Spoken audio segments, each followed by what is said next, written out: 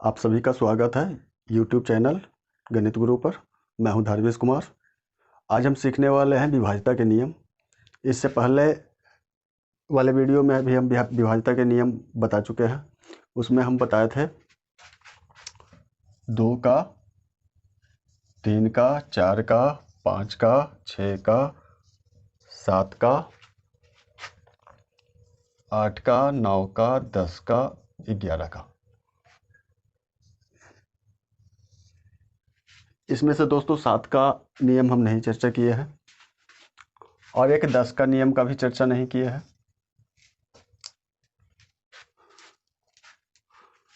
तो आज हम बाकी के चर्चा करेंगे और इससे 11 से आगे के संख्या का चर्चा करेंगे, जिसमें आ जाता है 12, 13, 14, 15, 16, 17, 18, 19, 20, 21, 22, 23, 24, 25, 26, 27, 28, 29, 30 ...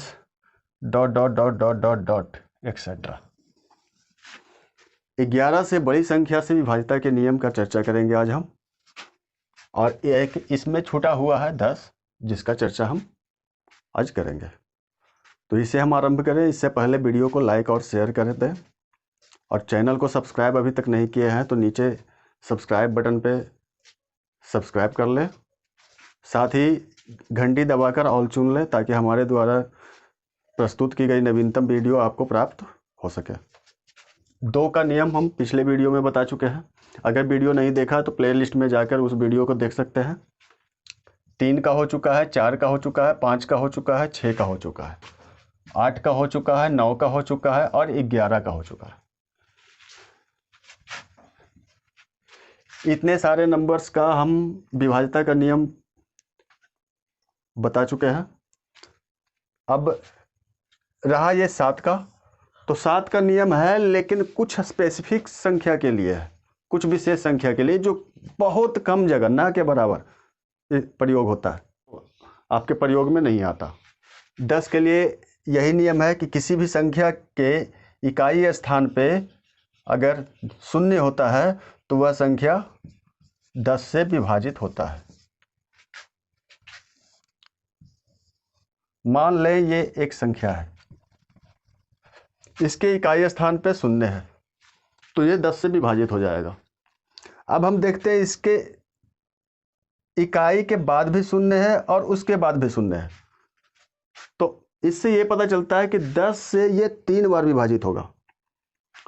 10 से लगातार 3 बार विभाजित होगा। यानी कि अगर ये 10 से विभाजित करते हैं इसको तो प्राप्त होता है 7200। फिर ये 10 से विभाजित होगा तो 720। फिर से विभाजित होगा तो 7 और 2, यानी एक बार विभाजित हुआ, दूसरा बार और तीसरा बार। निष्कर्ष ये है कि किसी संख्या के अंत में जितना शून्य होगा 10 से उतना बार विभाजित होगा। या फिर आप यह कह सकते हैं कि 10 के उतना गुणनफल से भी विभाजित होगा, यानी 10 गुना 10 गुना 10, इतना से भी विभाजित होगा। या तो आप 10 से 3 बार कर लो, या फिर 1000 से सीधा डायरेक्ट कर लो, या फिर एक बार 100 से कर लो और एक बार 10 से कर लो। मुझे आशा है कि 10 से विभाज्यता का नियम आप समझ चुके होंगे। अब 11 से आगे के लिए कुछ विशेष नियम है। ऐसा विशेष नियम जिसे आप एक नियम को समझेंगे और तो 11 से बड़ी बहुत सारी संख्याओं पर लागू होगा। हम ये नहीं कह सकते कि सभी संख्याओं पर लागू होगा, क्योंकि जितने भी अभाज्य संख्या हैं उस पर तो कोई नियम लागू नहीं होगा। अभाज्य का मतलब है कि वो एक से विभाजित होगा या तो स्वयं से विभाजित होगा, किसी और से विभाजित होगा नहीं। इसलिए जो भी संख्या अभाज्य है वो किसी से विभाजित नहीं होता। तो अभाज्य पे लागू नहीं होगा। 13, 17, 19, 23 यह एक ऐसा विशेष नियम है जो इन संख्याओं पे लागू नहीं होगा। हाँ ठीक, आप विपरीत मत समझना, ये मत समझना कि हम जो नियम बता रहे हैं वो 14 को विभाजित करने का नियम बता रहे हैं। जी नहीं, 14 से विभाजिता के नियम की बात कर रहे हैं, 12 से विभाजिता का नियम बात कर रहे हैं। यानी 13 से 14, 17 से 19 से 23 से और इसके साथ और भी अभाज्य संख्याओं से विभाजिता का नियम का बात नहीं कर रहे हैं। हम इन अभाज्य संख्याओं के बारे में बात कर रहे हैं कि इन अभाज्य संख्याओं का नियम नहीं है। बारी आती है 12 का या फिर ले लें 15 का। इसके लिए हम क्या करेंगे कि या फिर कोई और भी संख्या हो, इनके लिए विशेष नियम यह लागू होगा कि जिस संख्या से हमें किसी संख्या को विभाजित करना होगा, यानी मान लीजिए 12 से हमें किसी संख्या को विभाजित करना होगा, हम ऐसा मान लेते हैं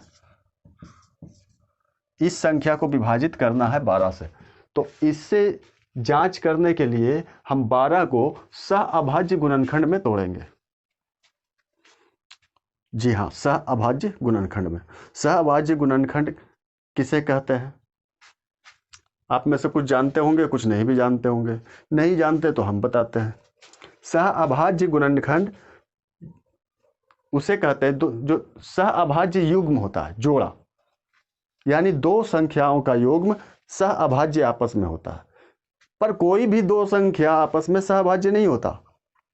कुछ संख्याएं हैं जो दो संख्या आपस में सहअभाज्य होते हैं। कौन सी दो संख्या होगा? जिन दो संख्याओं का महत्तम समावर्तक 1 आएगा वो संख्या आपस में सहअभाज्य होंगे। कैसे? मान के चलते हैं 2 और 3, इन दोनों का महत्तम समावर्तक आपस में 1 है, तो ये दोनों सहअभाज्य संख्या है। इसी तरह लेते हैं 3, 4, 4, 5, 5, 6,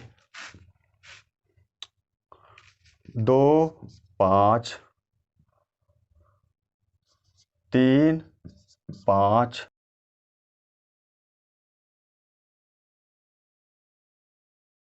ये सहअभाज्य संख्याएं हैं। मुझे आशा आप समझ रहे होंगे ये सहअभाज्य संख्या हम किसे कहना चाह रहे हैं। ऐसे ही और भी संख्या होता है, जैसे 7, 2, 2, 9, 11, 2,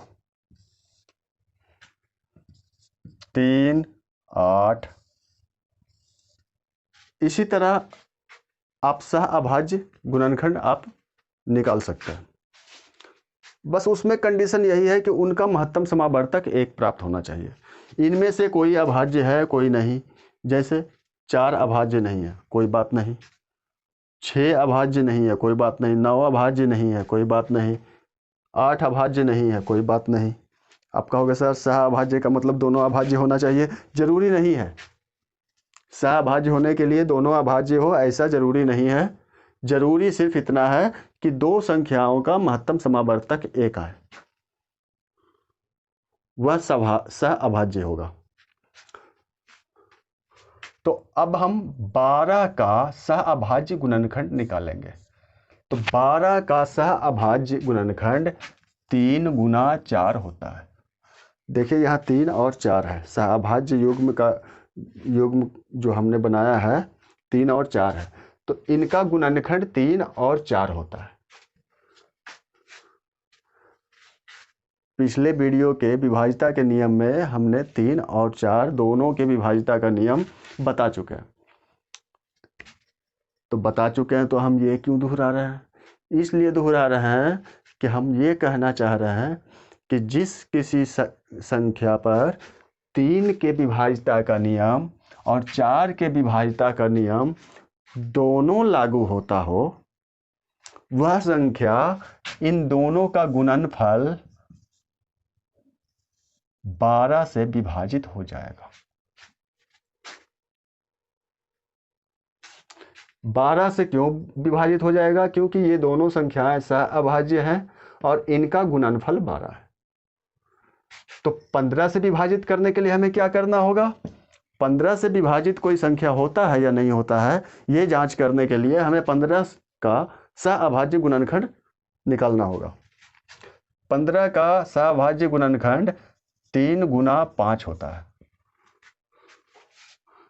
15 का सहअभाज्य गुणनखंड 3 और 5 है। जो संख्या 3 से और 5 से दोनों से अलग अलग विभाजित होता हो, यानी कोई वैसा संख्या जो 3 से विभाजित होता हो और 5 से भी विभाजित होता हो, वह संख्या 3 और 5 के गुणनफल 15 से भी विभाजित होगा।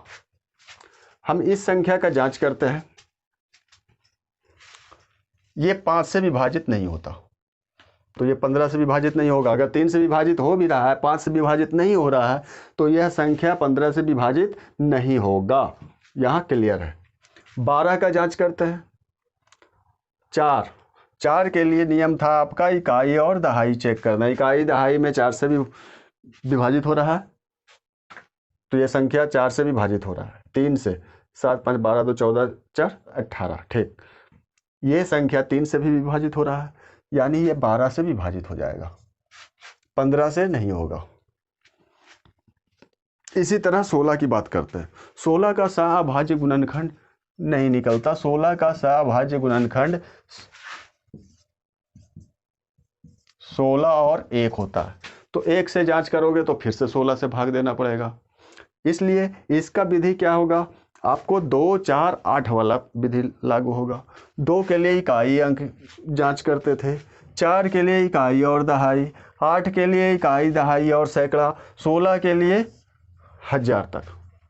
16 पे ये लागू होगा, क्योंकि जिनका जैसे आपका 13 का सहअभाज्य गुणनखंड नहीं निकल पा रहा था, इसका सहअभाज्य गुणनखंड जो है वही आ रहा था जैसे 16 का आ रहा, यानी 13 का सहअभाज्य गुणनखंड 13 और 1 होता है।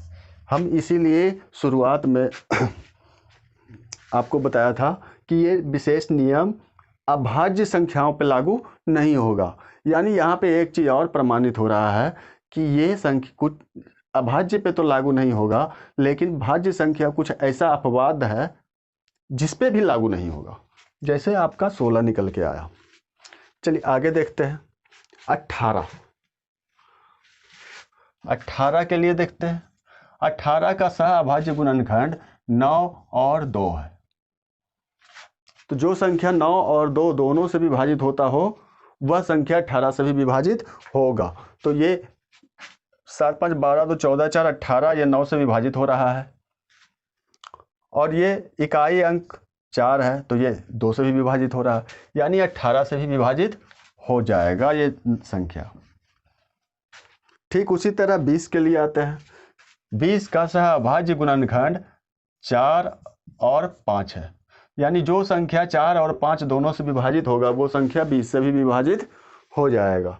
तो ये संख्या 4 से तो विभाजित हो रहा है, 5 से विभाजित नहीं हो रहा, इसलिए ये संख्या 20 से विभाजित नहीं होगा। तो बाकी के नंबर भी आप इस तरह से जांच कर सकते हैं। 25 पे भी 16 वाला ही नियम है कि ये इसका सहअभाज्य गुणनखंड नहीं निकल पा रहा, इसलिए 25 के लिए ऐसा ये नियम लागू नहीं होगा। 26 13 और 2 होता है इसका सहअभाज्य गुणनखंड। तो 13 का कोई नियम हम चर्चा नहीं किए, इस वजह से 26 पे भी ये लागू नहीं होगा।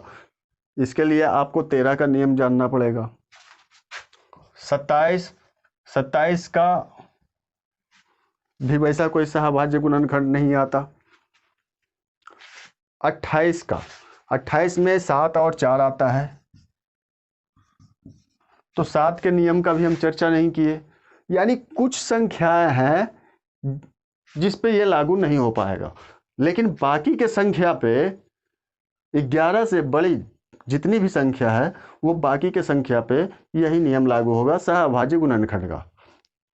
तो मुझे आशा है कि आपको ये विभाज्यता का नियम समझ आया होगा और आपके लिए काफ़ी सहायतापूर्ण होगा। वीडियो को लाइक कर लें, चैनल को सब्सक्राइब अभी तक नहीं किया तो चैनल को सब्सक्राइब कर लें, साथ ही घंटी बटन दबाकर ऑल को चुन लें ताकि हमारे द्वारा प्रस्तुत की गई नवीनतम वीडियो आपको प्राप्त हो सके। मिलते हैं आपसे अगले वीडियो में। इसी के साथ जय भारत, जय माँ भारती।